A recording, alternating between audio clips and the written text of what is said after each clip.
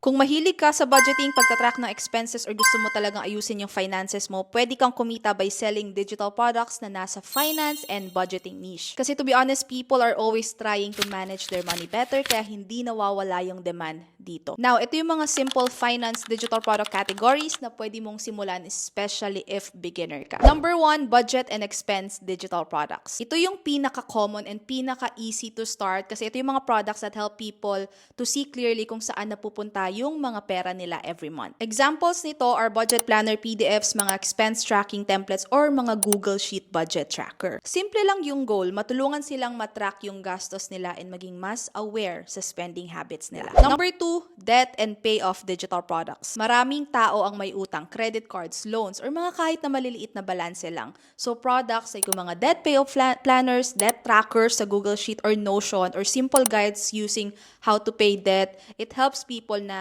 hati-hatiin yung payments para hindi siya overwhelming. Number 3, money mindset and habit products. Sometimes sa pera, hindi lang numbers ang issue natin, kundi mindset din. So you can create money mindset journals, mga spending habit worksheets, or financial reflection prompts. Ito, tinutulungan natin yung mga tao to understand bakit sila gumagastos the way they do, and it works well for people na gustong baguhin yung relationship nila with money. And number 4, savings and goal-based products. Yung savings, it feels easier kapag meron kang specific goal. So yung mga products like savings tracker, savings challenge printables, it helps people mag-ipon for something clear. For example, travel, emergency fund, or mga personal goals nila. And mas motivating ito kasi nakikita nila yung progress dun sa pag-iipon nila. Ang important thing dito is to keep it simple. One money problem, one solution. At kung wala pa kayong idea kung ano ang digital product at kung paano magsimulang magbenta ng digital products, meron po akong free webinar. Comment lang kayo dito or DM nyo ako at isisend ko sa inyo yung access.